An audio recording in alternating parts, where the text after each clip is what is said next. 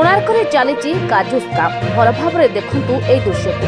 ବିଶ୍ୱ ପ୍ରସିଦ୍ଧ କୋଣାର୍କ ସୂର୍ଯ୍ୟ ମନ୍ଦିର ସମ୍ମୁଖରୁ କିଛି କାଜୁ କିଣିଥିବା ପର୍ଯ୍ୟଟକ ଏବେ ମୁଣ୍ଡରେ ହାତ ଦେଇ ବସିଛନ୍ତି।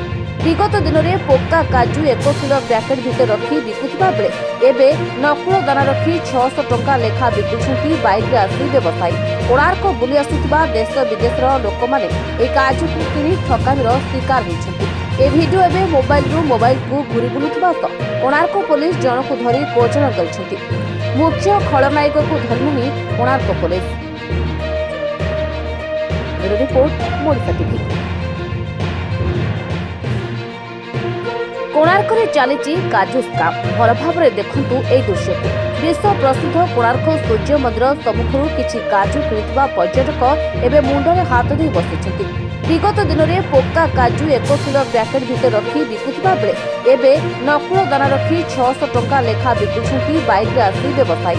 କୋଣାର୍କ ବୁଲି ଆସୁଥିବା ଦେଶ ବିଦେଶର ଲୋକମାନେ ଏହି କାଜୁକୁ କିଣି ଠକାମିର ଶିକାର ହୋଇଛନ୍ତି। ଏ ଭିଡିଓ ଏବେ ମୋବାଇଲକୁ ଘୁରି ବୁଲୁଥିବା ସହ କୋଣାର୍କ ପୋଲିସ ଜଣକୁ ଧରି କୋଚନା କରିଛନ୍ତି। ମୁଖ୍ୟ ଖଳନାୟକକୁ ଧରି ନାହିଁ Konark police. Bureau report, Odisha TV. बाहर से तो पूरे आप कितना पैसा में लिया इधर से? ये 600 रुपए से लिए हाँ पर पैकेट कितना आदमी? एक कम से कम हम 15 लोग ने लिए आज। ठीक है, खोलो तो ये देखो, ये हमने खोलने के बाद ये देखो इसके अंदर पूरा ये देखो ये ऐसे देखो। डालो ना, डालो इधर डालो। ये देखो ये देखो अरे तो बढ़िया कर। उसके अंदर की पूरा देखो ये देखो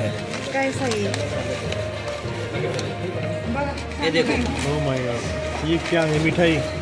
हाँ ये देखो क्या है? देखो भाईगा। नहीं अभी आप तो इधर प्रॉपर क्या आप ये आपका काम है, हम तो क्या बोलेंगे। हाँ? नहीं ऐसे रहता है, आप लोकल के यहाँ के जो लोकल के जो इधर के लोग हैं जो कोणार्क को अच्छी तरह से दुनिया में लेके जा रहे हैं, ये उनका काम है। वायु भक्ति के जो लूटना हो ये देखो पूरा